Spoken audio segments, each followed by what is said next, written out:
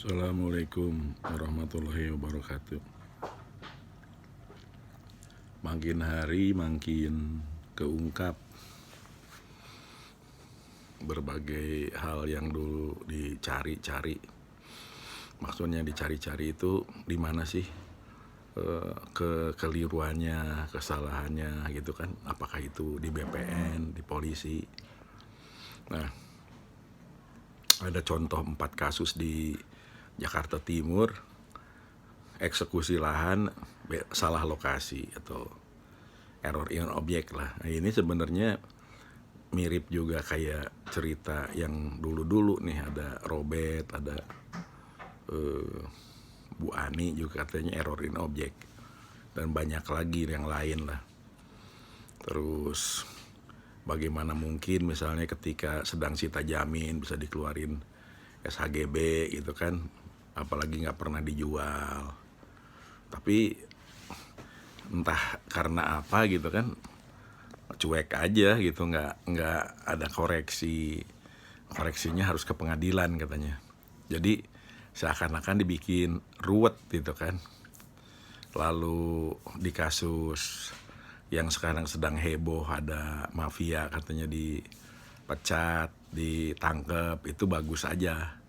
Nah, tapi kemarin berdasarkan informasi itu seakan-akan seperti A berperkara dengan B, cuman yang hilang tanahnya C gitu kan. Ini di Jakarta Timur juga.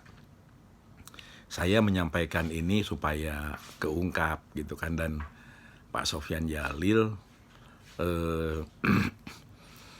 tidak kena disinformasi terus gitu kan. Jadi bisa tepat lah pada sasarannya kan.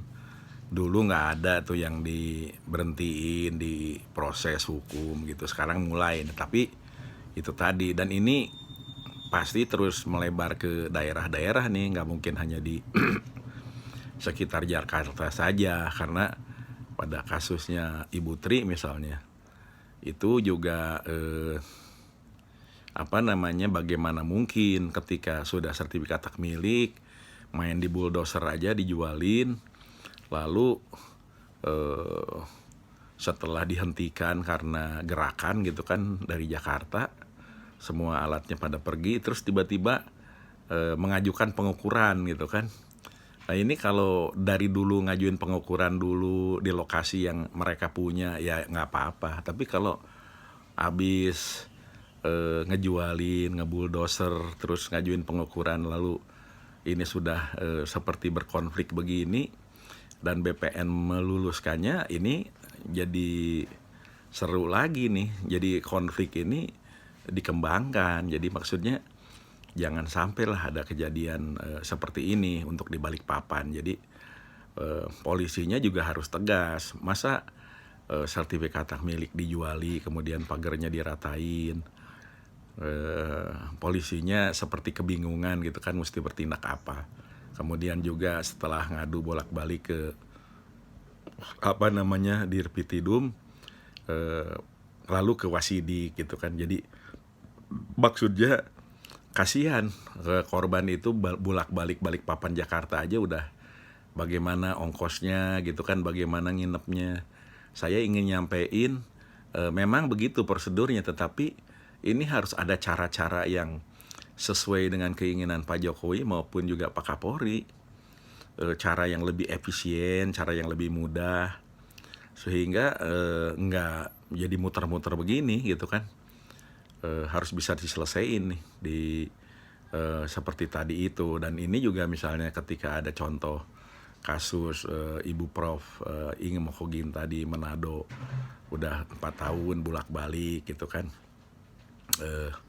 Sekarang kelihatannya mudah-mudahan akan maju lah kasusnya. Tapi prihatin, seluruh bangsa lihat ini kok seperti ini. Nah, kok seperti ini adalah mengingatkan kepada Pak Sofyan Djalil gitu kan. Ini di lapangannya tuh seperti ini. Nah, untuk Pak Kapolri, tindakan tegas itu udah dilakukan, tetapi ini masih ada kecenderungan yang seperti ini gitu kan. Jadi ini perlu diantisipasi. Jadi jangan sampai balik lagi ke yang di Jakarta Timur, nanti selesai inkrah terus dieksekusi, katakanlah A atau B yang menang, lalu si C yang kehilangan tanahnya, padahal si C nggak pernah jual.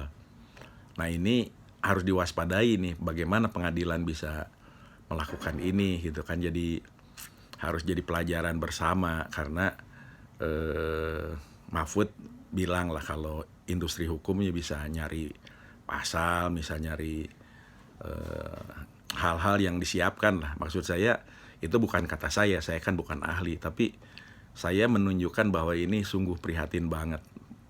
Ya, prihatin banget. Jadi tolong diperbaiki. Iya, Mbak. Iya, iya.